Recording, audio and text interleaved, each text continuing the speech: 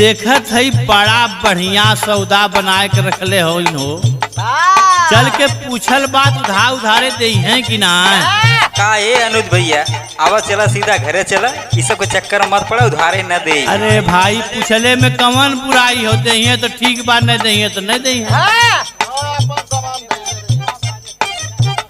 अरे पाकल बाया मसरी जाई, अरे पाकल बाया मसरी जाई, उधार माल का हो बिकाई। पाकल बाया मसरी जाई, उधार माल का हो बिकाई। पाकल बाया मसरी जाई, उधार माल का हो बिकाई।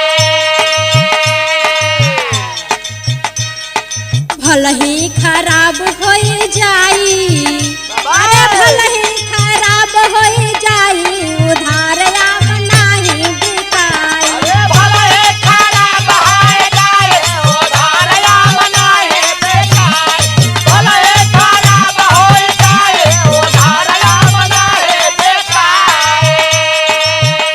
अरे ले नगद दाम तनिका बतावा, तनिका बतावा हो, तनिका बतावा, तनिका बतावा हो, तनिका बतावा। सौदा देखावा ना गहकी भगावा।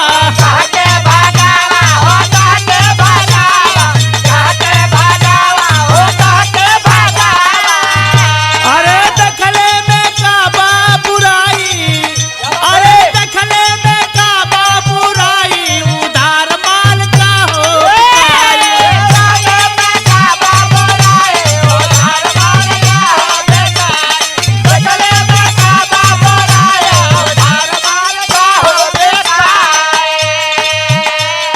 देखबा का बाबू सुना मोरी बतिया,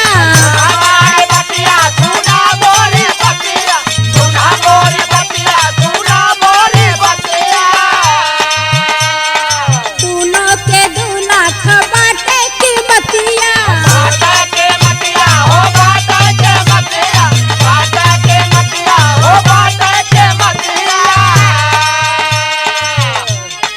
तनिका तनिका गइल करियाई, उधार अब नहीं बिकाई।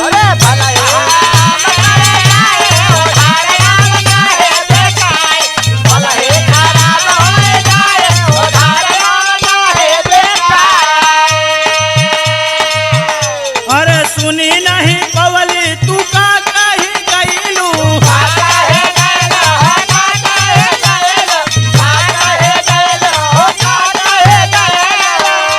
अरे आमे का कीमत की आपन बतवलू।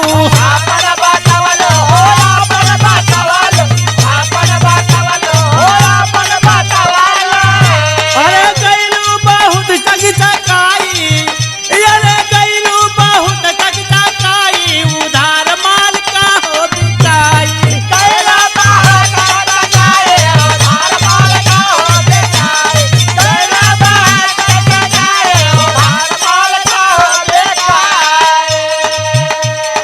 इसका यहाँ से जादू सर दुकनिया।